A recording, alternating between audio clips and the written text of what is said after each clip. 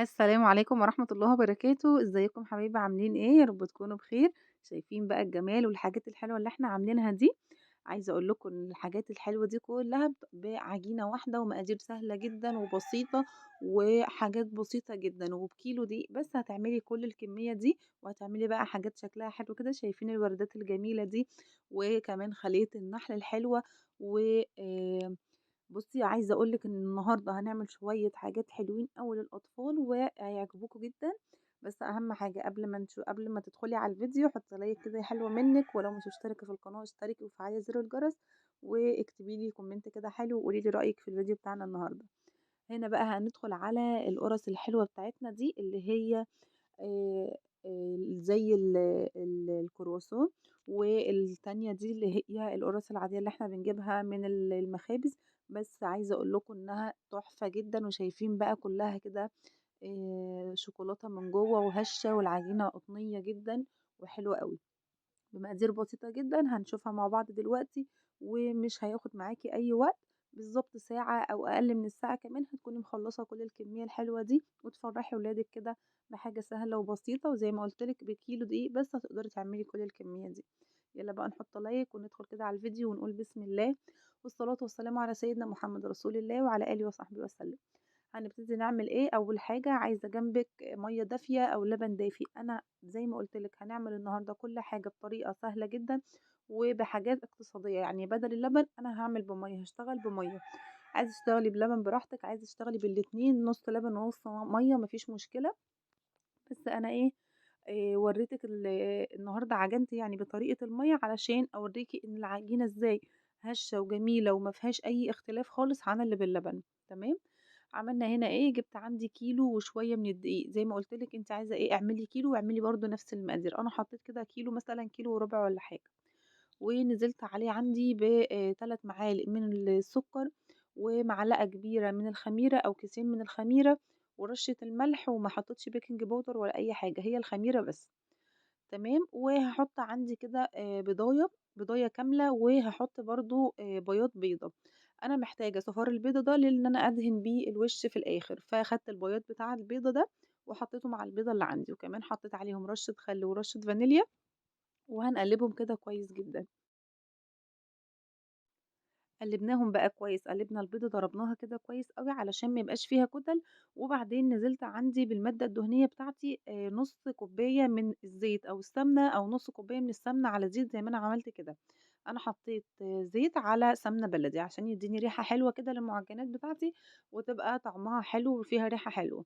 تمام، وبعدين بقى هاجيب عندي كوبايتين 3 كوبايات من المَيّة، بس أهم حاجة تكون مَيّة دافية، هابتدي كده إن أنا أنزل بالمَيّة بتاعتي كده بالتدريج لحد ما إيه، ما أشوف العجينة بتاعتي ما انزلش بالمَيّة كلّها عشان زي ما اتفقنا إن الدقيق بيختلف من مكان لمكان أو من نوع لنوع، تمام، شِلنا بقى المعلقة بتاعتنا وهنبتدي بقى إن إحنا نشتغل بإيدينا كده عشان نشوف العجينة.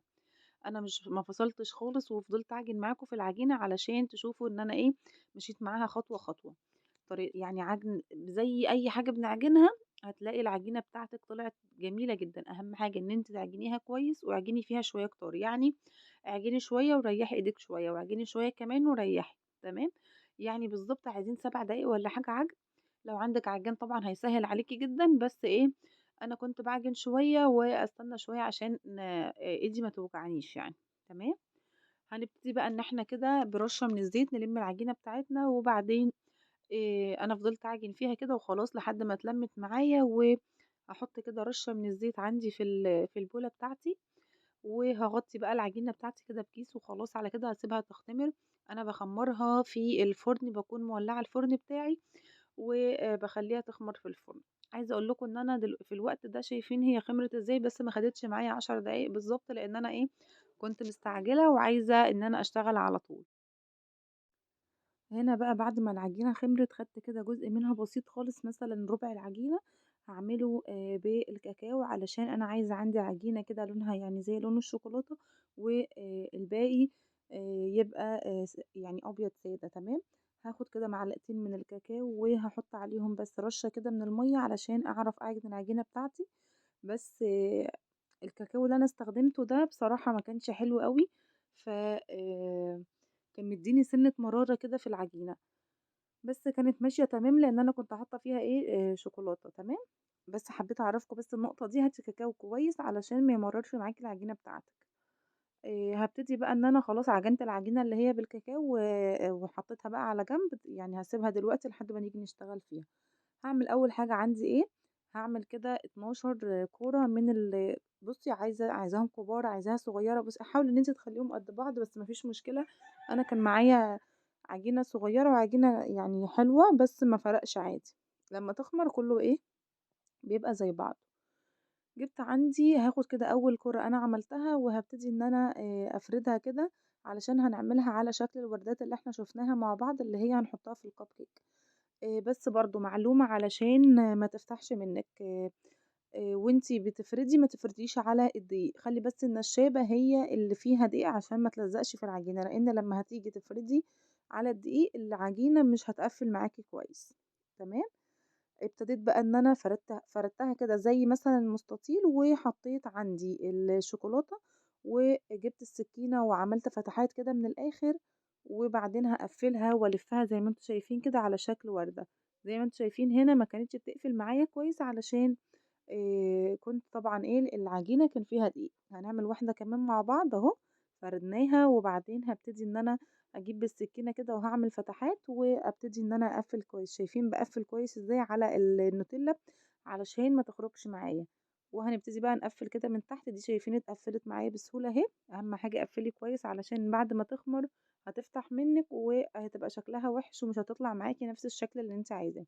عندي بقى دي الصينية بتاعة الcupcake أنا حطيت فيها كده علشان تدّيني شكل كده حلو اللي إحنا شُفناه مع بعض أول الفيديو. هنا خلّصنا أول شكل معانا، هاسيبها بقى تخمر براحتها وبعدين هنعمل الشكل التاني. الشكل التاني اللي هو إيه، جِبت عندي الصينية دي هاحط فيها رشّيت كده يعني مسحتها بس بمسحة بسيطة جدًا من الزيت، وهنبتدي إن إحنا نعمل فيها خلية النحل. خلية النحل دي عايزة أقول لكم كانت خطيرة، العجينة بتاعتها قطنية جدًا وبيضة أوي وهشة وجميلة جدًا، جميلة جدًا بمعنى الكلمة، يعني لو أنتِ عايزة تعملي الوصفة دي بس لوحدها عايزة أقول لِك والله هتطلع تحفة، دي كانت جميلة أوي، تمام، جِبت بقى عندي كده أنا باخد الكورة وباحط فيها من الشوكولاتة دي، شوكولاتة اللي هي سما، اللي هي شوكولاتة مطبخ. وحطيت بقى كده ورصيت في الصينية كلّها، وبعدين سِبت طبعًا الصينية برضه هاحطها جنب تخمر، أهم حاجة إن هي تخمر معاكِ كويس، أنا مش هاسيبهم يخمروا وقت طويل، أنا هاسيبها بس لحد ما أخلّص كل التشكيل اللي معايا، هاشكِّل العجينة كلّها، وبعدين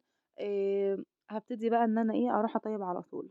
هنا جِبنا بقى القطعة اللي هي العجينة اللي إحنا عملناها بالكاكاو، والعجينة التانية البيضا العادية.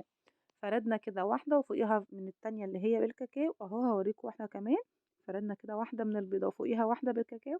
وهنفرد كده وبعدين برضه هاحط عندي هنفتح كده الفتحات دي وهاحط عندي شوكولاتة، حطي جبنة، حطي بُصي الحشوة اللي أنتِ عايزاها، طبعًا الحشوات دي براحتك أنتِ اللي أنتم بتحبوه، بس أنا ولادي مش بيحبوا الجبن ولا بيحبوا أي حشوات خالص غير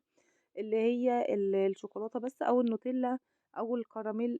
صوص الكراميل يعني. عملنا بقى الموجودة عندنا اللي هي كانت شوكولاتة المطبخ دي،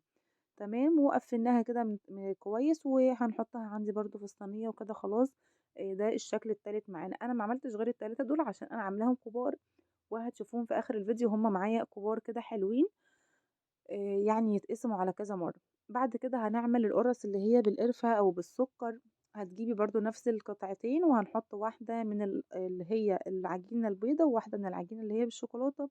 وهنبتدي نحط في وسطهم كده الحشوة بتاعتنا، عايزة تعملي اللي هي قرفة وسكر مع بعض تمام، بس إحنا ما بنحبش القرفة فعملتها سكر بس، تمام، ده كده الشكل أهو بتاع القرص اللي هي آخر حاجة اللي أنا قُلت لِك عليها بالسكر. وبعدين جِبت بقى عندي البيضاية اللي إحنا قُلنا عليها في آخر الفيديو اللي هي صفار البيضة، قلّبته كده كويس وحطيت معاه شوية مَيّة سِنّة صغيّرة وطبعًا شوية من الفانيليا، بس كده هنبتدي بقى ندهن الوش بتاعنا كُلّه علشان كل اللون يبقى طالع زي بعضه، ولو مش عايزة تستخدمي الخطوة دي ما فيش أي مشاكل خالص، ممكن تدهني بلبن، أنا يعني مش بادهن دايمًا بالبيضة لأ، بادهن بلبن وبرضه بادهن الوش اللي هو القهوة سريعة الذوبان. برضه بتبقى حلوة جدًا، وممكن أدهن بشوية لبن بسكر كده من على الوش بتطلع برضه حلوة أوي.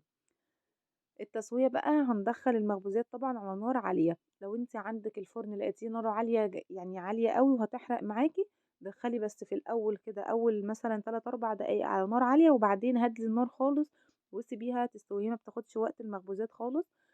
أهم حاجة على نار عالية عشان لو الخميرة اللي إحنا حاطينها تتفاعل والحاجة عندِك تخمر بسرعة وتنتفخ، وبس كده. هندخّل بقى الحاجة بتاعتنا على الفرن وهاورّيكم شكلها طبعًا بعد ما خلّصنا. هنا كنت باورّيكم الفرن بتاعي أهو، أنا حطيت طبعًا أول حاجة عملتها هي اللي دخّلتها الفرن أول حاجة أهو، موطية عندي الجوانب خالص عشان أنا مش محتاجاها دلوقتي، وأول ما استوت معايا زي ما أنتم شايفين